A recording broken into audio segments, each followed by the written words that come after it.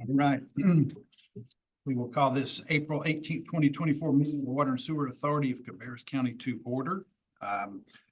I would ask before we get started, Michael and William have asked that we add a closed session item. So if I could first entertain a motion to add to the agenda closed session under GS 143-318-11A4. This is location of business and industry. If I could have a motion to add that to the agenda. So move. Second. Got a motion, a second, any discussion? All in favor, say aye. Aye. Any opposed? Motion to approve the modified agenda. Okay, that will work too. Is there a second for that? Right. Motion is second, any discussion? All in favor, say aye. Aye. Any opposed? All right, we have working from a amended agenda. First item, under unfinished business is approval of the minutes from March 21st, 2024. Motion to approve. Motion approved. Do I have a second? Second. Motion to second, any discussion? All in favor, say aye. Aye. Any opposed? Minutes are approved. All right, we will open the public hearing for our proposed fiscal year 24-25 budget. Michael, anything you want to for a 2-minute recap or anything? Basically, we have a 4.3% increase in the variable rate from to $1.24.2 per 1,000 gallons. There's some substantial increases in the fixed costs associated with the debt service for 30 expansion and the 34 GD expansion. Those are the main drivers of the increase that the jurisdictions will see passing forward. Okay, any questions for Michael before we open the public hearing? All right, hearing none, we will open the public hearing. See if there's any comments related to the fiscal year 24-25 budget. Don't jump all at once. All right, hearing none, we'll close the hearing. And next on the agenda, I guess, is to adopt the fiscal year 24-25 budget ordinance. Already gave you those basic details. So the entire ordinance is included within the agenda. All the authorizations are the same as in prior years. Just the amounts appropriated and authorized have changed and reflect what we had in the proposed budget. So I ask the board. All right, any questions for Michael about the ordinance? Move to approve 24-25 board budget ordinance. Second. Got a motion, a second, any discussion? I'd like to compliment Mike on his last budget and the staff that put the work into this. We certainly appreciate it. Good point, good point. Good group I work with. How many budgets is this? I've been here 27 years. 27 budgets. Yeah, 27, yeah. Give or take to it. Leave out one. No, I was trying to think. Good job to you, Wendy, all the staff. Good job. All right. Did we vote? A motion second. All in favor? Aye. Any opposed? All right, that budget ordinance passes. All right, Robin. Next up, talk about compensation study market pricing. I'd like to introduce Becky George. She did our compensation market pricing study. She is going to do a overview and some details of that study, and I'll be asking for approval on the study. I'm also answering any questions you may have. Good evening. Thank you for allowing me to come and speak with you this evening. I am Becky. I have been working with the WSACC for several years now, and so things have definitely changed when we evaluate labor year to year and certainly just a little bit about my background and experience. I won't read that to you. I have been working in this space for many years, so happy that I get the opportunity to continue working with WSACC and providing that support. I want to talk a little bit about some of the trends that we're seeing in the labor market in general before I get into the details of your study. There is a perception amongst a lot of folks right now, anybody who watches the news sees that there are layoffs happening out there. A lot of the layoffs that we're seeing are these high profile, publicly traded tech companies. So we have the Googles and the Metas, the Facebook, and those organizations, yes, they are laying off. When you look at the newspaper, you watch the news, you see that. That's where we're seeing some of those labor changes, but it is not in the day-to-day entry-level workers, the workers that are here providing services in this community. When we look at construction, when we look at local government, transportation, warehousing, and all of those industries, employment is up. So the number of people that are going into those jobs, there is still very much a demand and a lack of talent. We also are in a period where we have had an unemployment rate under 4% for more than 2 years. That has not happened since the 1960s. So the labor market is softening. Yes, I would completely agree with that, but it is not so lax that now we don't need to continue making changes when we look at the value proposition that we provide to our employees. And so I just want to throw out some of those trends just to kind of set the stage so that, you know, I don't want you thinking that what you've seen on TV says, hey, we don't need to do anything. That's just simply not the case. When we look at Bureau of Labor Statistics data, the number of job openings continues to exceed the number of hires that are made. The number of hires continues to exceed the number of separations. And when we look at employee separations, employees who are quitting still exceed the number of employees who are being laid off or terminated for cause. So there's still very much a competitive labor market. We particularly see it at some of the lower levels.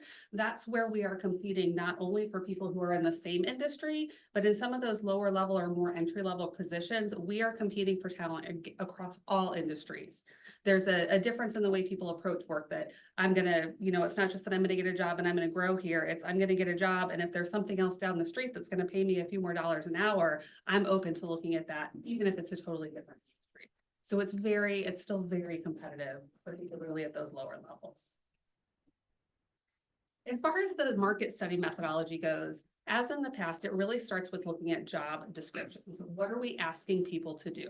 I'm particularly focused on those transferable skills. Again, what are the things that people may take to another industry altogether? So some of those technical skills, the maintenance skills, those are things that are very transferable. They don't have to just go to another water and sewer entity. Of course, we know that we also have a lot of competition for those workers, even amongst water and sewer workers in this area. So a lot of competition for the same talent.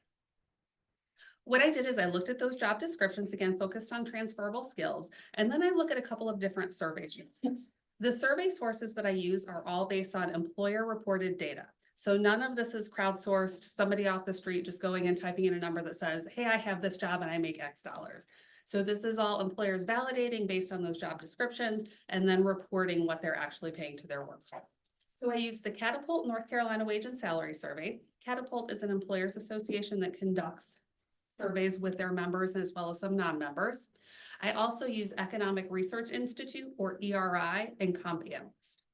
In my mind, ERI is really the gold standard. All they do is data. They conduct surveys, they purchase surveys, and then they also pull in public information. So it might be something that's on a public disclosure or other Department of Labor data.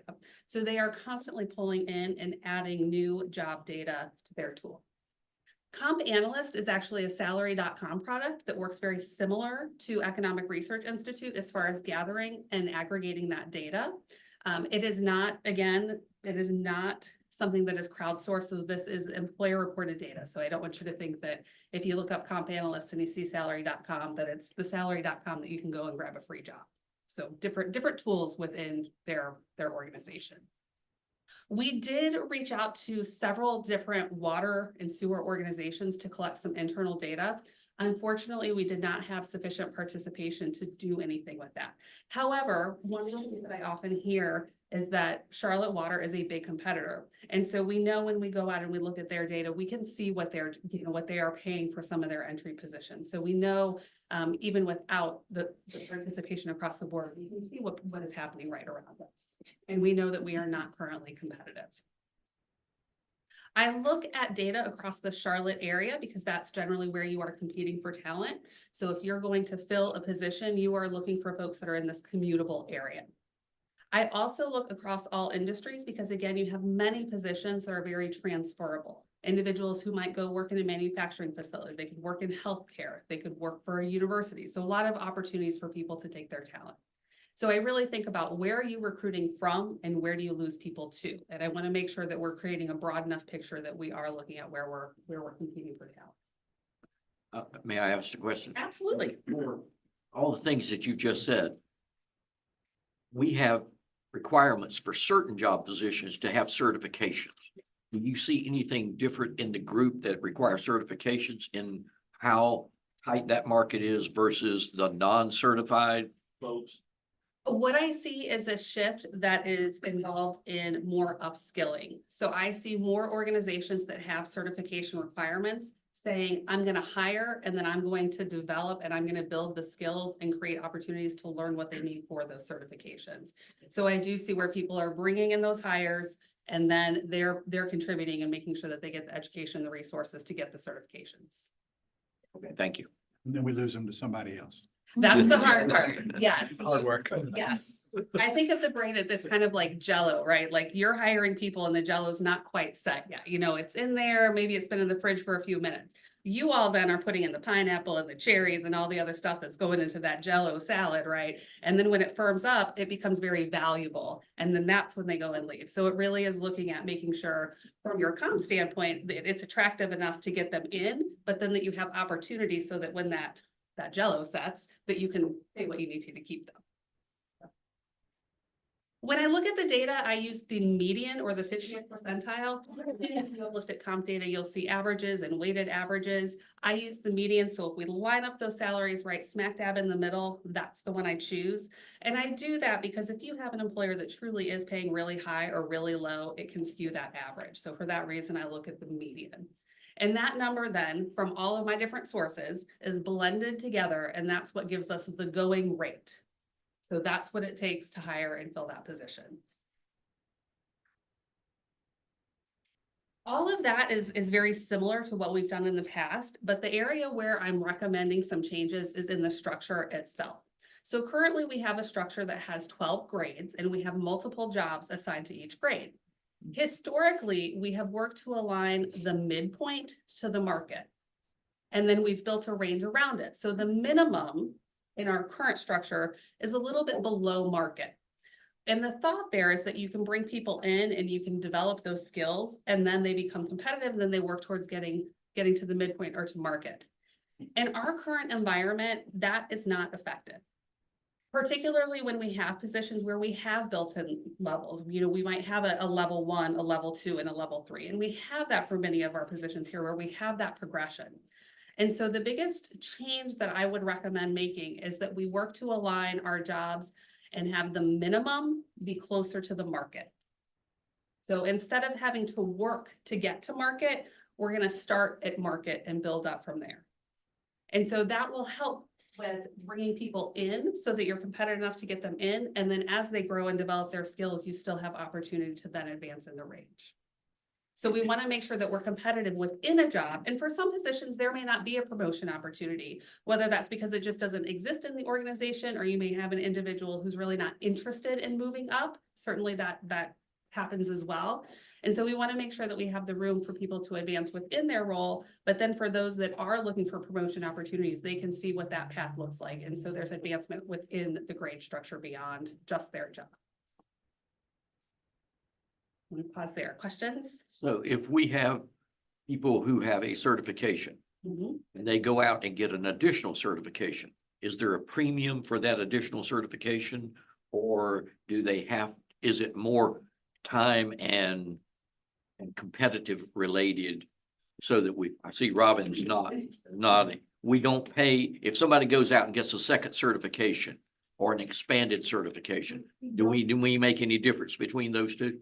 They have the opportunity to go into the career ladder, and if they choose to go into the career ladder, if they complete a ladder, it requires them to go get that second certification. We require every operator, like for example, 36 months, they have to have a grade two certification or they lose their job. That's just our requirement, has been for 20 years.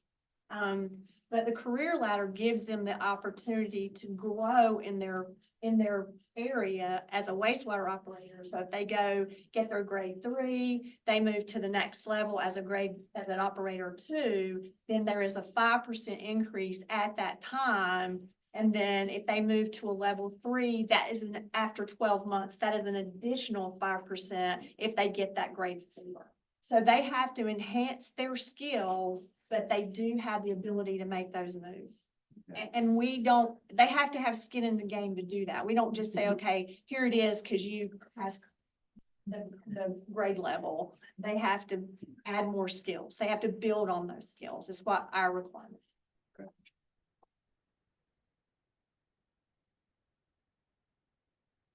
So then the next piece of this is we've looked at the data, we've looked at the structure. Now we need to look at the individual employees and figure out what do we do here. So what we've done is we did some calculations to determine appropriate placement for the ranges. We have proposed giving each individual a 3.5 general increase or bring them to minimum. Not every employee is below, even with the change in the structure, not every employee is sitting below market.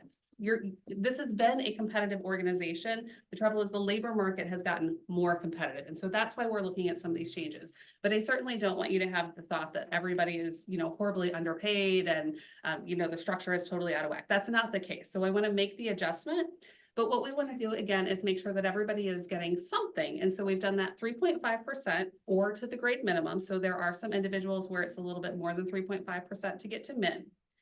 Then what we've done is we have given a fixed percentage, 0.8% for each completed year that they have been with the organization.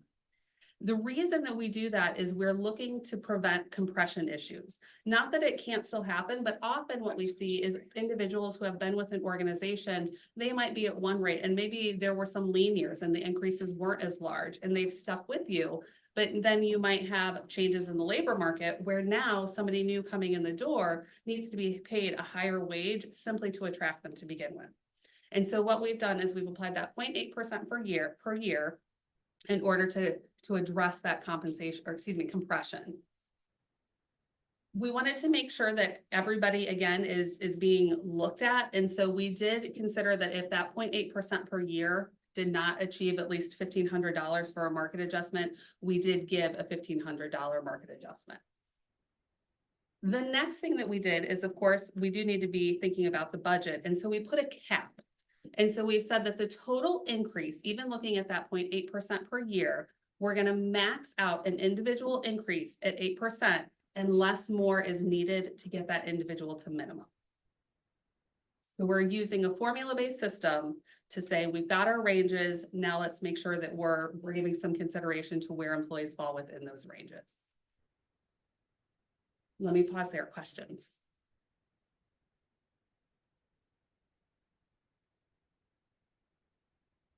So as far as all this data and blending and coming up with these numbers, is it all just based on salary? This is all looking, yes, at base salary and then time with the organization. So fringe benefits aren't considered at all? In this analysis, they are not. So I will be the first one to say, yes, total rewards is important. So the things that you're offering as far as benefits and healthcare premiums, work-life effectiveness, performance management, those things are all important. But when we look at some of the data and what we're seeing is that the number one concern of employees, what keeps you up at night? The answer is, can I pay my monthly bills? And the second answer is, am I ever going to be able to retire? So yes, total rewards is definitely something to consider. But in this particular study, we are just looking at base wages. Well, and that question kind of stems from the increases that we get from state employees' retirement plan. And I know it's increased dramatically over the last 3 or 4 years. And I think some of those things help set you aside. So if you have an individual who's evaluating, you can make the argument that, regardless of the comp, there are these other great perks that are attractive and that should help attract and keep people as well. And I will say that entry-level employees are not really concerned about benefits. It's only after you've been here a few years that becomes important. We're talking to new employees, they'll leave and go work for a landscape landscaping company for another $1 an hour. They have no benefits. They don't even think about it. It's crazy for us that are in the system longer and realize the benefits. Yeah. Those entry-level employees are hard to attract. Yeah, I mean, some do state retirement is a cut and pay. I mean, that's the mindset coming from the private sector. They don't see it like. They will when they get our age. Yes. I tell them, you just wait. To that point, Robin, how many of our employees say are under 30, 35 in that range? Is it a small, really small percentage or? No, it's grown. It's grown. It's grown considerably. Okay. There are two of us in this room that are two of the oldest employees in the organization. So, yeah, it's. Spring chickens. You and who else? We are much younger, Mike. Our average age at this point is probably 40 average age across the board, and you've got to consider the older 4 of us that work here. Everyone else is younger, so, yeah, 10 years ago, it was probably 75%. That's correct. 50. that's right. So it's flipped. It's Yes, it flipped. has. We are much younger. And we are hiring people that are just, haven't been out in the workforce, but maybe a year or 2 in operations. We have some just that young that have come to work for us. And I call them babies because they are. We also have some that we've hired right out of college in operations too, that, have not been in the workforce either.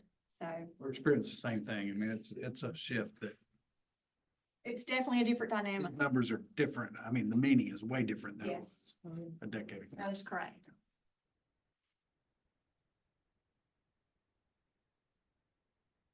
So I know Robin will share some additional information, just wrapping up, kind of what we're asking there with those different percentages. But moving forward from here, of course, when there are positions, if we start to see that we're seeing a lot of turnover or we're having a hard time filling those, then we want to go ahead and look at those outside of that 3-year cycle. And then, of course, each year, Robin and I chat and we look at what's happening in the labor market. What are we seeing as far as cost of labor changes, as well as cost of living changes? So cost of living and cost of labor are 2 different numbers, but as we see higher increases in the cost of living, we often have a lagging trend where then we see labor increase as well. So we keep an eye on those each year to see what kind of movement we need.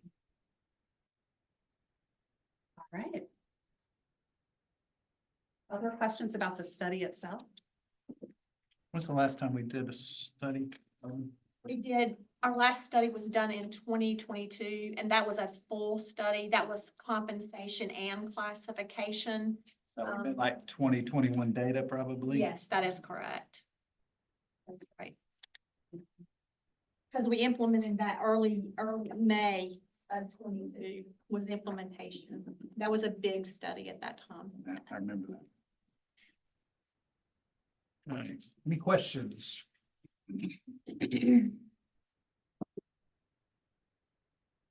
Okay, hearing none.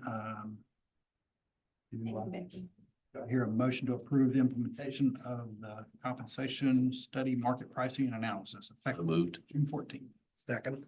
Motion to second, any discussion? All in favor, say aye. Aye. Any opposed?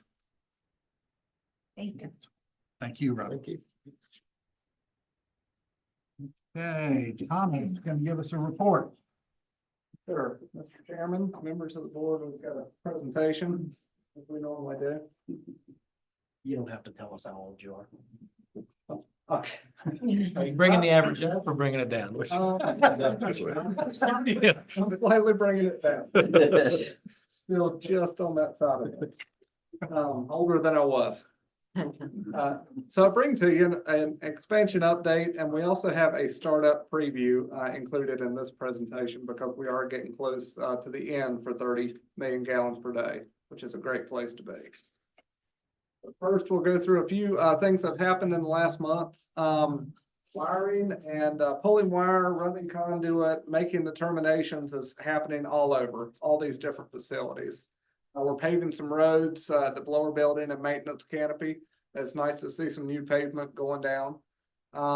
installing the fine bubble diffuser membranes at aeration basin 6. There are thousands of these, and you'll see a picture in just a minute for that. One of our big ticket electrical items, the medium voltage switchgear, that is here as of a couple weeks ago. It is set on the pad. They are pulling wires to it, so we're certainly happy to have that here. We are continuing to work through a couple of things on electrical equipment, but it is all within sight. All the electrical equipment, knock on wood, is supposed to be here at the end of next week. So we're hopeful that holds, and that will be a good thing for us on schedule. So the medium voltage switchgear, this picture may not give you a great idea of exactly how big this is, but this came in on 2 halves on 2 tractor trailers that had to get special permits to get through Tennessee. So they were held up at the Tennessee state line apparently for a while, but they did make it to the site. They're out there set, bolted together, and Crowder is working within those now. I would like to point out on these that these are some of the items that we early ordered in GMP1 in, I believe, August or September of 22. And we're this close to completion of the project, and we're just getting some of this stuff to show up on site. So that was a very good move on our part to order those as early as we possibly could, because I mean, we're at 100 and some weeks now since they were ordered. And the rules of thumb for delivery of electrical equipment are just kind of out the window at this point. So yes, ordering those early, got them here now. In time, but not really as early as we would have liked them, probably. Aeration basin 6, so you can see some of the pavement here on the left in front of aeration basin 6. We're happy to have that for access. And I don't know if you can really see on the right very well, they installed all these diffuser membranes. So these are all these either 9 or 12-inch disc where the air actually bubbles up into that basin, and there are thousands of those. So the testing for those is going to be starting up here in the next couple weeks. So I'm previewing that, I guess, but we're getting to some startup sorts of activities too. And that's water in that basin. Yes, sir. It's water in the basin. And we do that. Those membranes are sensitive to UV. So Crowder does that. If you put I think about a foot of water over the top of them, they're okay at that point. So otherwise you don't want them in the sun just baking out there. Blower building, things are going well there as well. That is, again, a place where a lot of electrical work is happening. The electrical room's in the far side of the picture on the right, but the blowers are there. We've got everything there. It's just a matter of getting everything wired in and terminated for that. We are waiting on a little bit of electrical equipment that serves kind of the upstream area of the blowers here before the power gets to this building. And that we are hopeful that equipment will be here next week. Gravity thickeners and thickened sludge pump station. This is part of the phase 3 work for Crowder. This is not, this is actually part of the phase 4 capacity. So we can achieve the phase 3 capacity without having the equipment you see here online. But it was a good chance to involve that as part of the phase 3 work to get a little head start on phase 4. You can see in the picture on the right, they have made substantial progress with the thickened sludge pump station. That is kind of the where the 2 folks are standing on top there. So that will pump sludge from those thickeners over to the dewatering building. And so work plan for the next month, we will replace a drive and remove shoring at primary clarifier number 4. Removing the scaffolding at gravity thickener number 4 because they're done with the coating work in there. Continuing backfill at the gravity thickeners 3 and 4. Installing heating and ventilation equipment at WAS pump station. The medium voltage switch gear that you saw, the large, electrical switch gear, they are still working on wire pulling, wire terminations there. Some buried piping installation still. We're mostly kind of out of the ground with things, which is a good thing, but still working on some buried piping installation. And then the startup and commissioning efforts for phase 3 have actually already, we're kind of in the very beginning stages of those. The next slide, I'll get to that. So some smaller text here, and these are kind of general timeframes from Crowder right now for different facilities that are involved as part of phase 3. So they are looking at equipment startups, testing, commissioning, training, all those sorts of things, having the equipment manufacturers reps come out, do all those things with us and with Crowder during these timeframes. So you'll see a couple there that are in progress for the WAS pump station and for the medium voltage switchgear and electrical overall. That medium voltage loop conversion, which will put us on all the new electrical equipment, will take a little bit longer into September probably, is what they're projecting right now. You see the equalization influent and effluent meter vault in July. The aeration basin 6 and the blower building start up in June into July. Commissioning for the equalization basin and aeration basin 6, July into August. And then commissioning of the blower building and aeration basin 6, which is kind of the tail end of this process for phase 3, currently projected August into September. Lots of things could change that. This kind of this schedule relies on things going well in the interim with all the startups. We're sure we'll have, hiccups here and there, but we've got a great team working with this, and we're confident we'll do well with that. So happy to take any questions. I have a couple of questions. Yes, sir. Tell me what you describe as medium voltage. I mean, I see phase 3 voltage and then I see medium voltage. Is that step down to single phase, or is it just lower voltage at 3 phase? It's lower voltage at 3. So medium voltage is the voltage we've got coming into the plant. So that's the 12,000. 12,460. Yeah, 12,460 coming into the plant. We're stepping that down to 480. And so these facilities, this medium voltage loop is carrying that 12,460 around the plant. And then at each facility, it's stepping down to 480. Okay. That's correct in a general way. Anyway. Okay. I noticed when you showed the picture of the blower building that the 3 blowers are sitting on a little mini pad. Yes. And I didn't see any other pad anywhere else in that building. Sure. Do those 3 blowers get us in addition to being just 30? Will it take us all the way to 34, or will there be an additional pad poured inside that building for additional blowers that will take us to 34? Sure, I will go back to that one real quick so I can kind of point. Yeah, right there. So where you see the toolboxes kind of here in the, say in the foreground, we will have additional pads toward this area of the building. This picture maybe doesn't do it justice for how long this building is. We've got lots of real estate in between that last blower that you see and where you're standing up against the wall here. There will be 4, I believe, additional blowers in phase 4 that will go in that same building on pads as well. Thank you. Yes. 18 years ago, we started talking about the need for replacing the entire electrical system at the plant, and then the projects kind of merged. Are we at that point now that the whole electrical system has been replaced? In general, yes, we will have some older pieces of equipment at individual parts of the plant. But in general, the medium voltage loop, which is where we had the initial issues with the damage to those underground cables, that sort of thing. That medium voltage loop, the generators, the medium voltage switchgear, that is all new. A number of transformers as well. So, Thomas, I know it's not on the slide, but on the master plan, can you kind of update the board about the changes we're making before we roll it out to the jurisdictions? sure. So we've talked about kind of finalizing the dashboards. We are working with Black and Beach, continuing to work with them on that now.